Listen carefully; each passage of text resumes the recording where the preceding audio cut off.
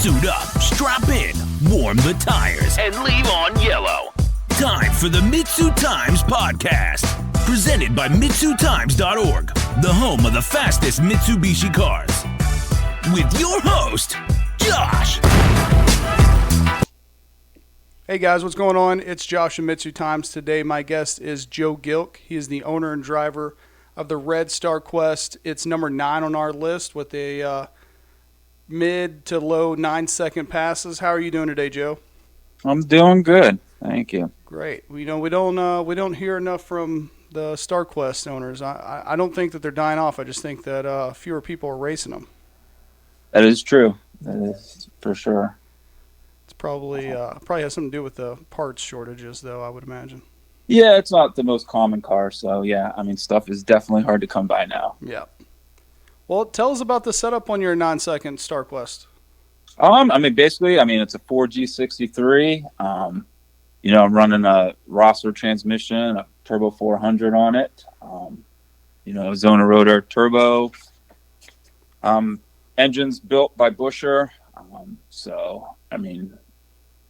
That's the basics of it. It's quite simple. I still run, everything is basically stock interior. I still got power windows, power locks, full interior carpeting. Dang. Suspensions, all stock. So by looking at it, you really don't know it until pretty much open and see the cage and stuff. But otherwise, you would never know. That's a 9-second car. Heck yeah. So, Joe, before we even get started, what made you put the 4G63 in as opposed to keeping the G54B? Keeping the original engine was never an option, mostly because when I found the car, it didn't have an engine. But I knew I wanted to do a 4G63. I saw, it was Eric Labani's, Screaming Eagle, and David Buescher and Dan Buescher had theirs at the shootout. And I knew it was something I wanted to do. I still have my 92 Talon. It's just different. I'm not one to slip the clutch and stuff. I blew so many center differentials. I got tired of it, and I'm like, screw this. I'm putting a Turbo 400 and running that. And, it's the best. I like to hit the pedal and go. That's what I hear that a lot from some of the older all-wheel drive guys is they're just tired of breaking parts. That's why they switched to all-wheel drive. Yeah. It's a lot different. Don't get me wrong. I do miss it. There's times, but it's different, and plus the fact you get to do burnouts. I love burnouts. Right. It's hard not to. Yeah. Anytime, if I have forced to, have to wait and do another burnout, I have no problem with that. But, So Joe, is that what got you into the Starquest in the first place? Yeah, that's what it is. I've always loved the cars. I remember, it's going to show my age. I remember when they came out, they used to be called the poor man's Porsche. And I've always been a fan of them, but it never thought about the idea of putting a 4G63 until, like I said, I saw, Labani and stuff do it. And then I was like, I got to do it.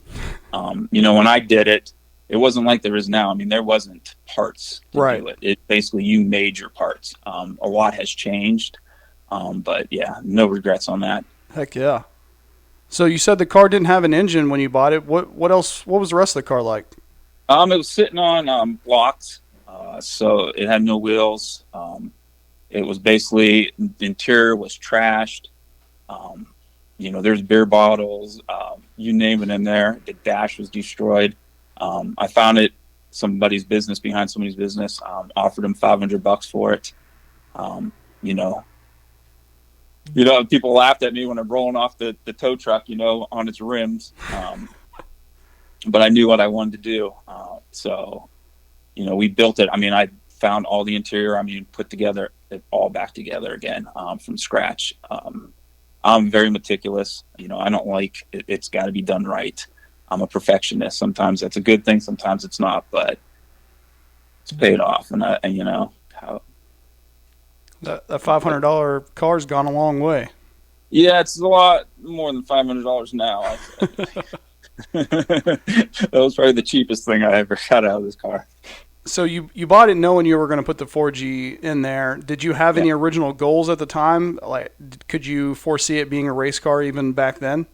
No, it was a 12-second street car. That was my goal. Okay. That's all I ever wanted. 12-second street car. And then I got a 12-second street car, and then somehow it turned into that wasn't enough. And then I won the 11s, and then I won the 10s. So I don't know if it's determination or if I'm just dumb, but I couldn't stop. It was just once I started, I wanted to go faster. That's all I wanted to do. That seems to be how it is in the DSM Evo world. Yeah. So I just kept progressing and getting faster and faster. So back when you had the 12-second street car, what was the setup on it then?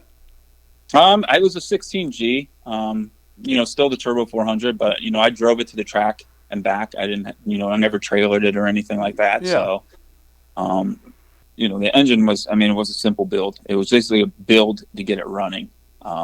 It wasn't where it is now. The main thing we wanted to do was to get it running. Yeah. And that's what we did. So that was our goal at that point. We achieved it, What different setups have you had in it? Like, what was it that broke you into the 10s? The 10s, we switched over. The engine definitely got an overhaul. It was hard blocked.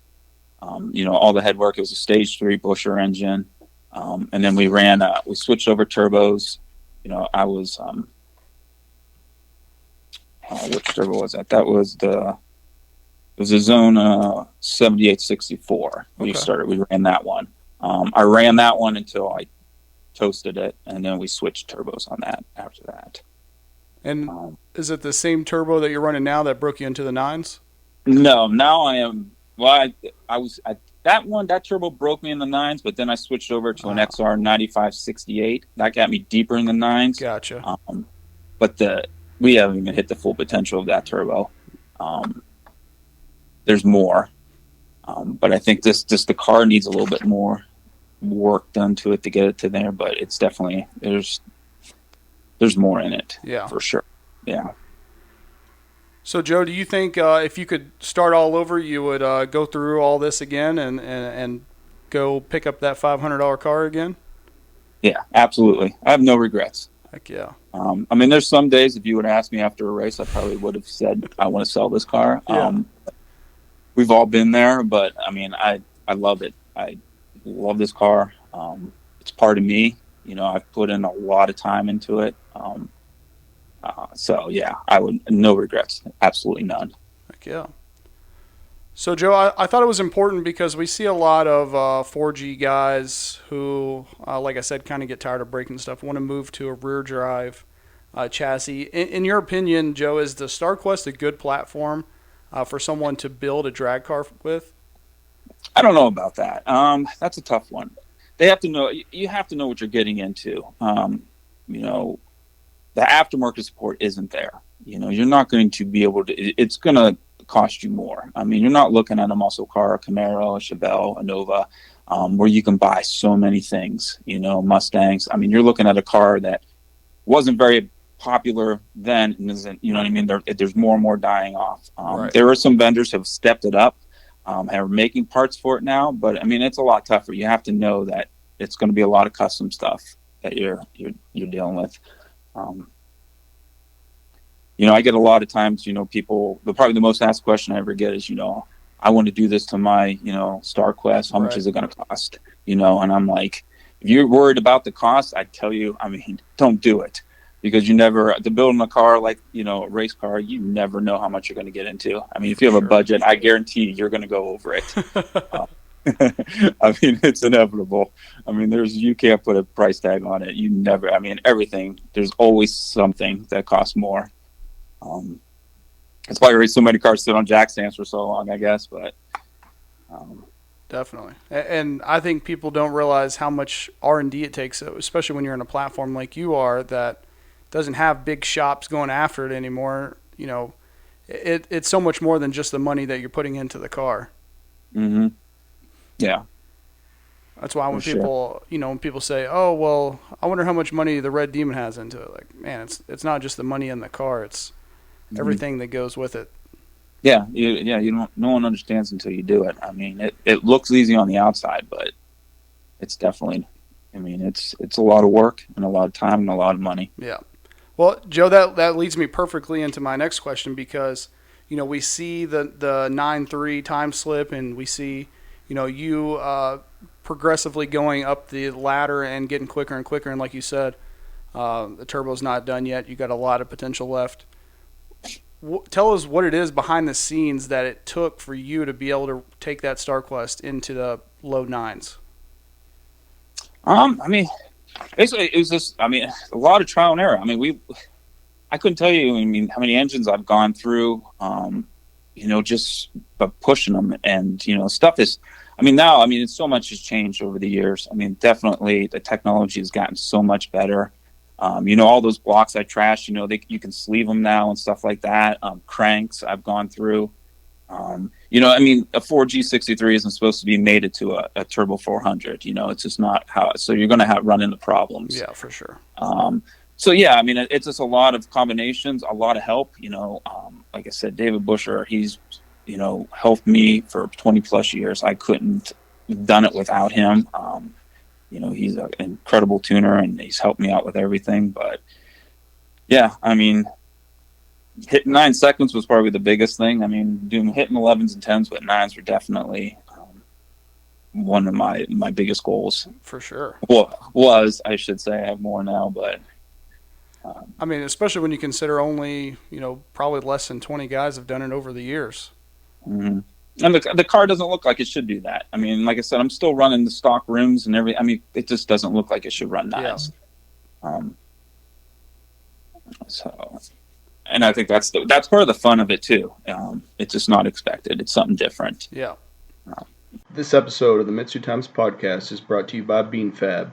Keith at BeanFab does everything from custom fabrication, turbo setups, exhaust, intercooler pipes, transmission builds, porting, engine builds, and even wiring. He's one of the best in the business. You can find BeanFab products installed on many of the top cars on our MitsuTimes list. Contact them at beanfab.com. So, Joe, you've been into the community for a long time.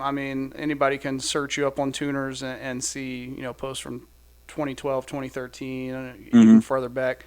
What is it about the community and about this car that keeps you motivated to keep pushing it?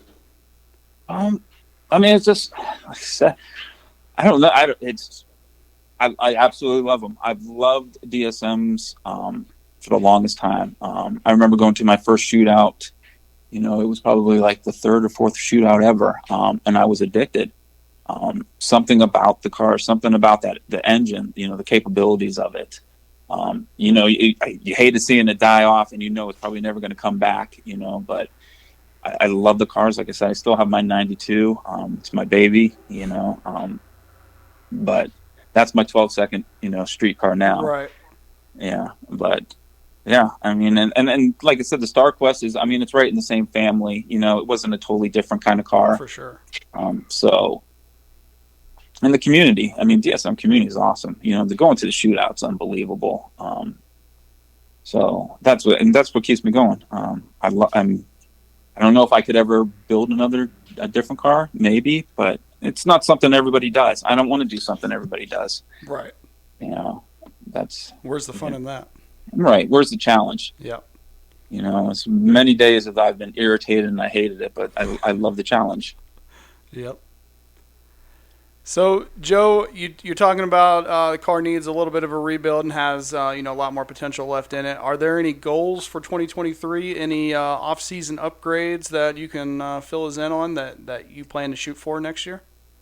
Obviously, I love to hit eights. I'm close. I know the car can do it.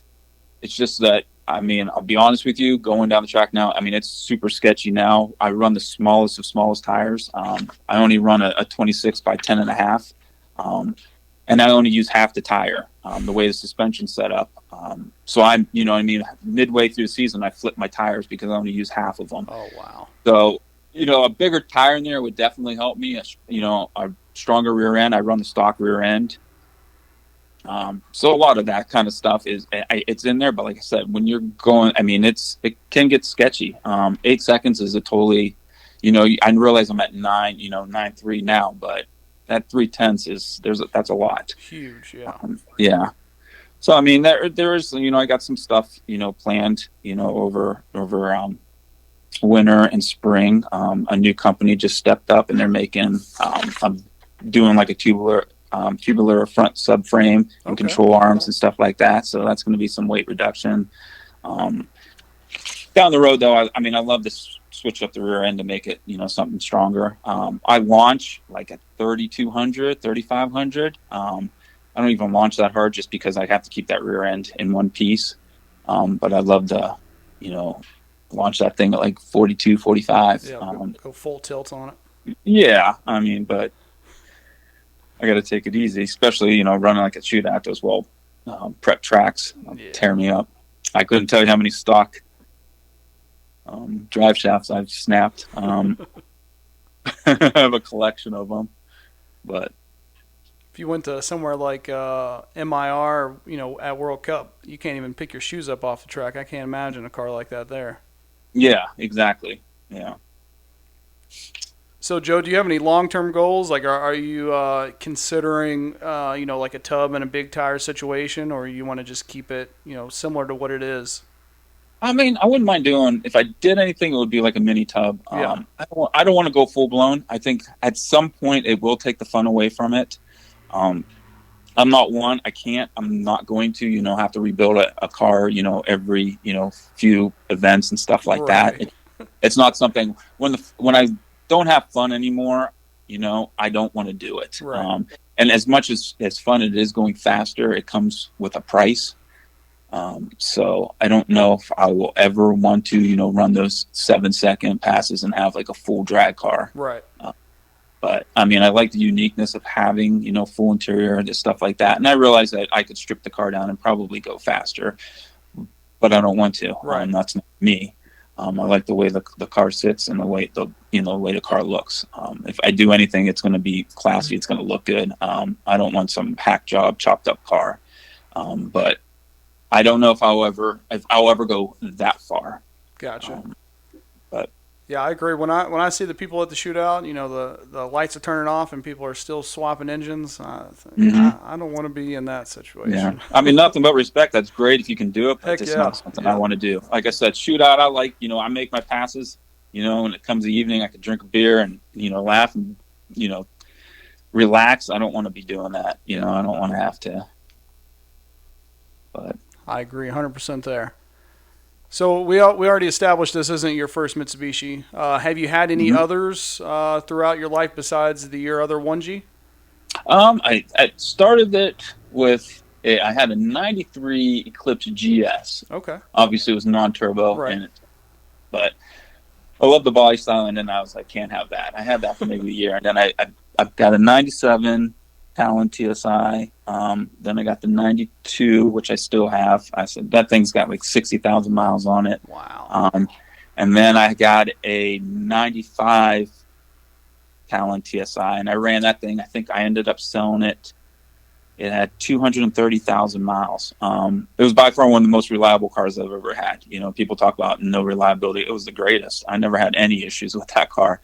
And I beat it. I beat that car from racing it to autocrossing it to driving it to work every day. I love that car. And it was time for it to go. I knew it.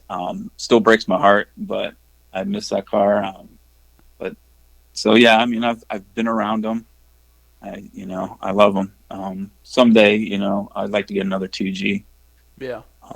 But it's amazing how many of us started with a non-turbo.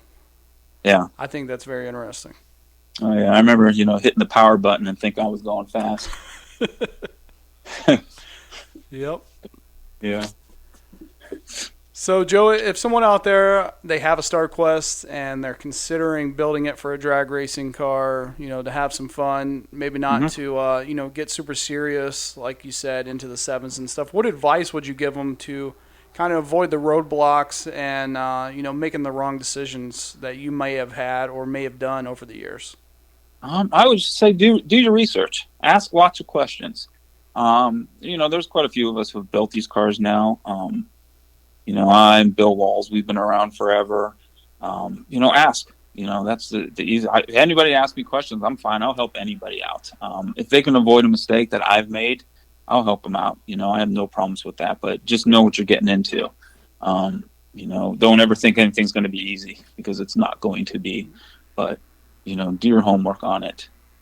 I didn't have anybody really to ask. It was just that I learned over and over again. Yeah. But did you have? Are you using the Bill Hincher adapter, or do you have a custom made Yeah. one?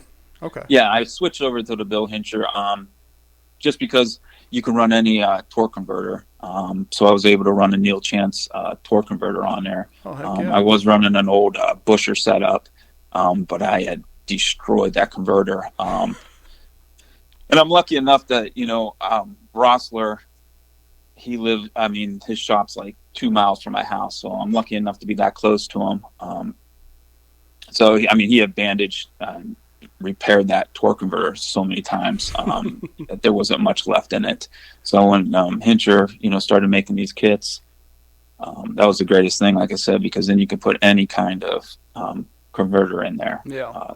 So that was a game changer. For sure. I want to give a shout out to Bill. The reason I say that is because, if somebody is considering building a Starquest, they got to get one of these Bill Hincher adapters before he stops making them. I know. The guy's a genius, though. Yep. I don't know how he does it, but yeah. Definitely the mad scientist when it comes to you could match your 4G63 up to about any rear-wheel drive transmission that you could think Seriously. of. You tell him, he's like, challenge accepted. Yep. I'll do it. Yeah. Got it. I don't think Bill made it, but I think Kigley has a Ford 10-speed up to his 4G63 in that Toyota truck. Is that right? Yeah. It's crazy. So I just got it running there and moving. Yeah, he said he's going to race at the shootout. Yeah. I have no doubts he will, too. So, Joe, what events can we come out and see that car in action 2023? Mostly, there is probably like IFOs. I'm lucky enough to have, they run 2 in Columbus, because I'm out of Ohio, and then 1 at Dragway 42 in West Salem. So definitely those ones. And then obviously the shootout I wouldn't miss. And then just probably some local stuff. Yeah. Go to local track and hurt some feelings. So. Do you ever venture down to the, I think people in Ohio pronounce it Hebron IFO? Yeah, that's the one in Columbus. Okay. Yeah, the Hebron. Yeah. Mm-hmm. Yeah, that one seems to be pretty popular. That thing is crazy. People are rolling in there. It's like, 4 hours into the event, and the line's still out to the road. It's crazy. Yeah, I'm definitely going to have to hit the. Is it the fall one or the spring one that is usually the most popular? They both are. Really? Yeah, neither one is. Yeah, I've never seen one that it's always the same amount of people. It's crazy. I'm going to have to get out there. So, Joe, where can people find you on the internet and check this Starquest out? You go on Instagram. It's a Joe Dog Racing. That's JOEDOG Racing. And you get updates from what's going on. And probably the best way to follow me. Heck yeah. Well, Joe, I always give people a chance to give a shout out or a thanks to anybody who's helped them get where they are, help get their car where they are. Is there anybody that you want to give a shout out to? Yeah, I got some people. Mostly, my family. Obviously, without them and their support, this car probably never would have made it out of the garage. And like I said before, David Busher, he was the first one to tune this car 20 plus years ago. He sponsored me. He takes care of me. He's amazing. Heck yeah. Good to have him back. And then I got Robert Young at Force Performance. He hooked me up with the turbo that's in there now. Those turbos he makes are amazing. It's incredible. And then recently I'm in collaboration with a company called BoostedDiamonds.com. They're making T-shirts and sweatshirts and banners with the Joe Dog Racing logo and the car. Okay. So he's been selling. We got those on there now. So we just started doing that probably like 3 weeks ago. So you can go on there and check out that and get yourself a shirt and stuff like that. And that's about it. Awesome. Well, Joe, I appreciate you coming on and telling your story. I hope that we can motivate some people with some Starquest to hit the drag strip and get up there on the list. Absolutely. Yep. All right, Joe. Well, hey, I appreciate it again, and hope to see an update from you soon. All right. Thank you. I appreciate it. Yes, sir. Thank you for listening to the MitsuTimes podcast. Check out our Instagram and Facebook for daily updates. Get added to our list by going to MitsuTimes.org and clicking Submit a Slip. Thank you to all of our sponsors.